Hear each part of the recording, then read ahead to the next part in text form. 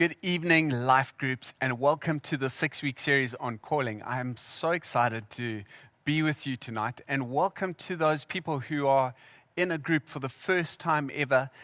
It is so great to have you in our community, and we are praying that you have an incredible encounter with Jesus and make really good friends. But to dive into calling, you have to name what it isn't. For most Christians, if they're really honest with themselves, depending on their life stage, they kind of think about calling as who I'm going to marry, how many kids I'm going to have, where I'm going to live, and the big one, what am I going to do? And they basically want God to tell them who they're going to marry, how many kids they're going to have, where they're going to live, and what they're going to do to fund that lifestyle. But when Jesus speaks about calling, he is not talking about those things. Those things might be a part of it, but they are so far periphery from his frame of thought that they don't even really count. So, what does Jesus mean when he calls us? He kind of starts off our calling with two words.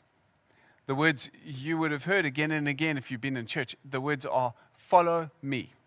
And I want to look at a text where he calls people to follow him, and then I'm going to dive into what that means for you and I.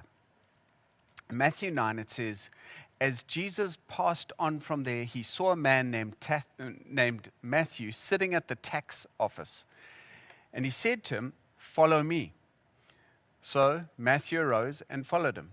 Now it happened, as Jesus sat at the table in the house, that behold, many tax collectors and sinners came and sat down with him and his disciples.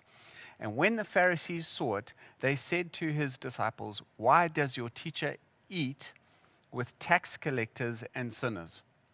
When Jesus heard that, he said to them, those who are well have no need of a physician, but those who are sick. But go and learn what this means. I desire mercy and not sacrifice, for I did not come to call the righteous, but sinners to repentance.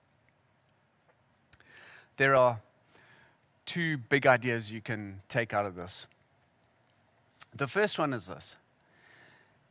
Jesus does not call us primarily to be someone that we're not. He calls us to be with someone, which is himself, which is very, very different to how the rest of life works for us. This might have been normal for first century Jewish people living in Galilee, but it is not normal for us.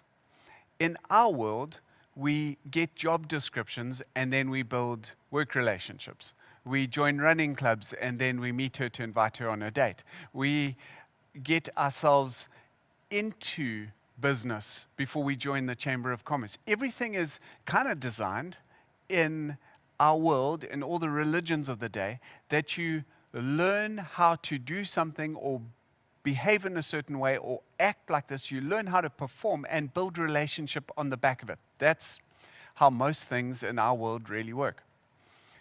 But Jesus comes, and he comes to a very unformed person whose life is completely tangential to where Jesus is going. And he starts off with, I want a relationship, follow me. Now, the big question that I want to kick this off with, and there are going to be many different people in different spaces. Some of you would have been Christians for more years than I've been alive, and others of you may not quite be there yet. But wherever you're at, you'll have a gist or a sense of what Jesus is asking you to follow him in. So here's the question.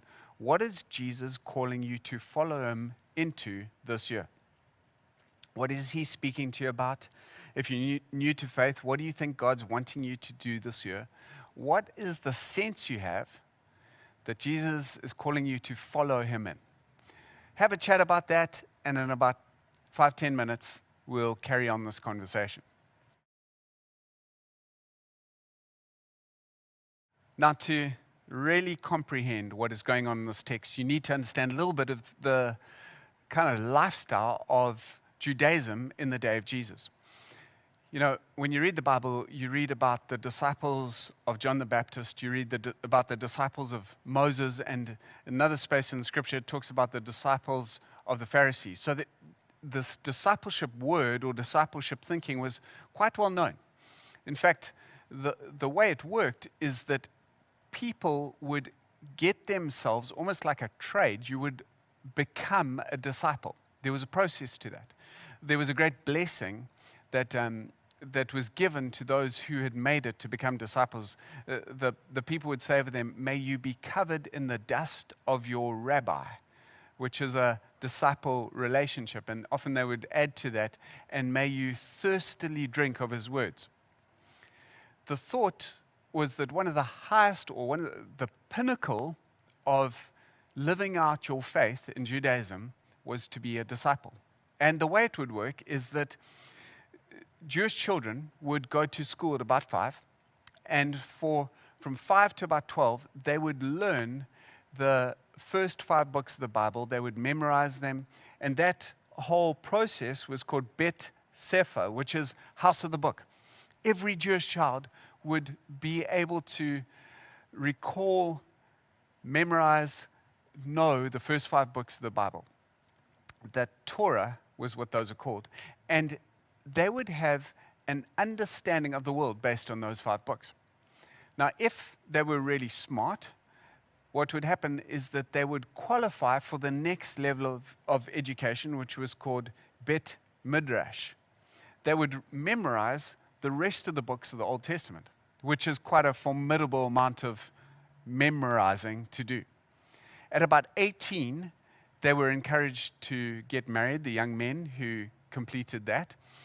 And then the best of the best would seek a rabbi who would disciple them. And the way they would seek that rabbi is they would go and find a person they wanted to become like, and they would say to that person, "Can I follow you?" And that rabbi would interrogate them and watch them and make sure that they were the best of the best. And if he truly believed that they really had what it took to be like him, he would invite them to follow them. Now, what would happen once you started to follow your rabbi is you would literally do everything he did.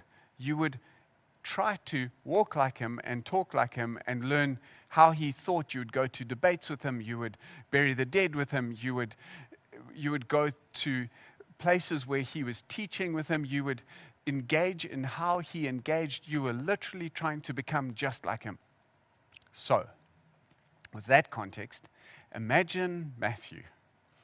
Matthew, the tax collector, the man who has literally betrayed Judaism for money. He's the guy who is making the populace poor as he siphons money up to the Romans in Rome. He is considered evil. He's rejected completely by society. And Jesus goes to Matthew.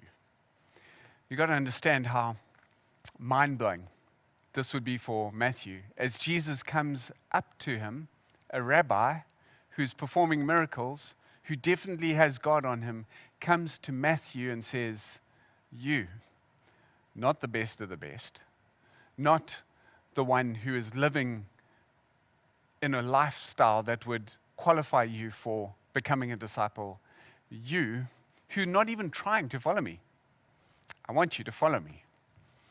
It is an act of grace that must have wrecked Matthew's heart, because we know that he got up, left everything he had, and followed Jesus.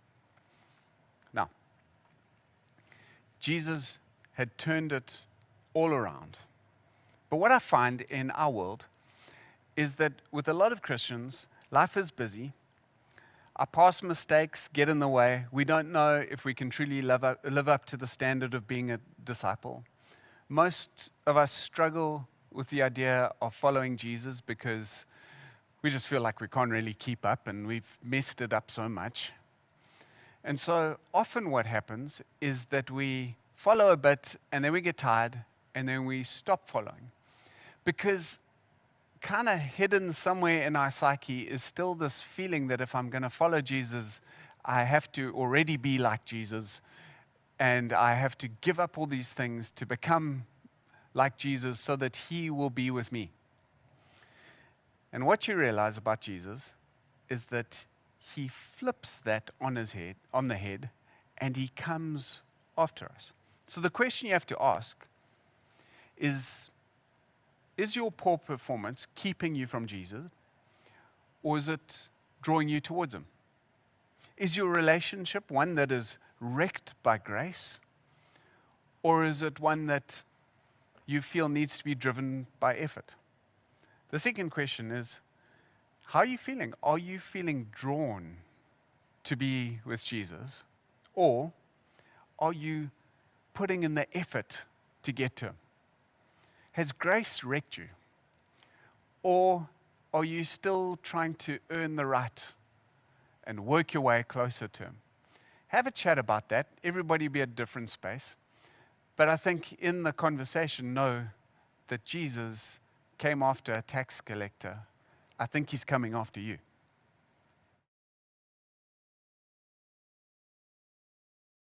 Now, in each of these weeks, we are going to dive a little deeper. We're starting with following. But following is for something. You follow Jesus as a person so that you can become someone who can do something. And so each week we move a little closer to what you were put on this earth for, and we're going to look at your history, your gifts, your makeup. We're going to look at who God's put you in and the adversity and the way he's shaped your life so that you can begin to hear God about your future and not disqualify yourself. But the question you've got to ask around why does he call us to follow him is, the question you have to ask is why? What is the reason that Jesus starts with, I'm calling you to follow me? And the answer is because in Romans 8:29 it says, for those God foreknew, he also predestined, so he also knew about and chased after, to be conformed, this is the purpose of your life, to the image of his Son, that you would become like Jesus, so that he might be the firstborn among many brothers and sisters. The purpose of your life is that you would become like Jesus. Worldly psychology would say the purpose of your life is that you would be the best you that you can be. But that's not Jesus' purpose for your life. In fact, he wants to get rid of a lot of you so that his Son can be formed within you. The purpose for your life is to become like Jesus. And we know that the way we become like someone is to be around them. This is why Jesus calls us to follow him. I don't know if you've seen those funny memes and pictures on the internet of people who look like their dogs. It's like they've grown next to their dog and now they look like a poodle, they look like a bull mastiff, or they've come to look like their animals, which I think is particular to white people. But regardless, the fact is that who you spend most time with will determine who you become. And the invitation from Jesus is, come and be with me. The thing that will drive that in us is these words that he says to the Pharisees. He says, those who are well have no need of a physician, but those who are sick. Now, often when you read that, you think that Jesus is saying the Pharisees aren't sick. And that's definitely not what he's saying. What Jesus is saying is, to be with me, you have to understand how much you need me. Let me say that again.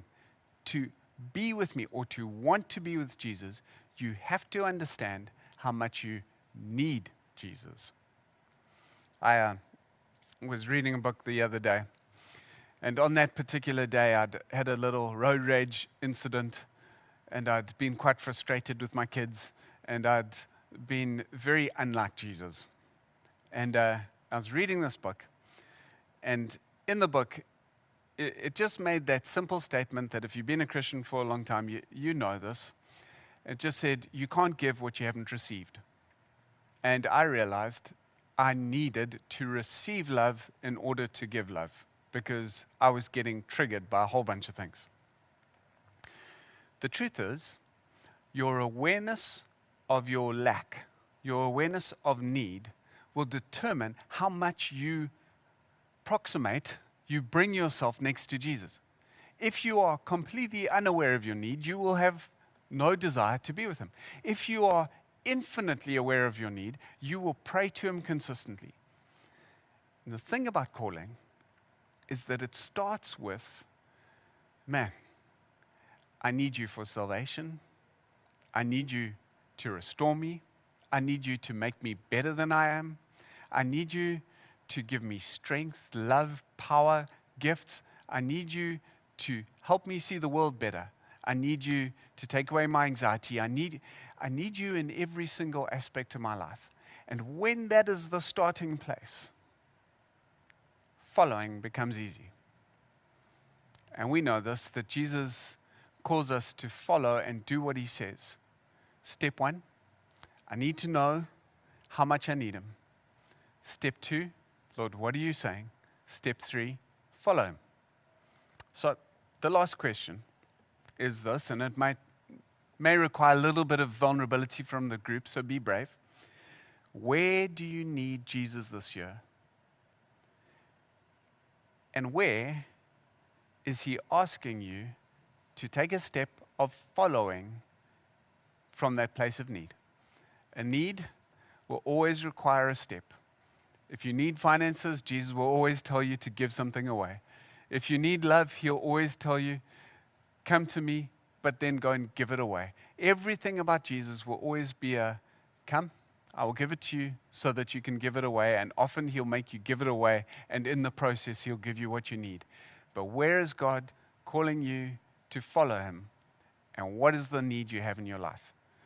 Have that discussion, and over the next few weeks, we will dive deeper into your calling.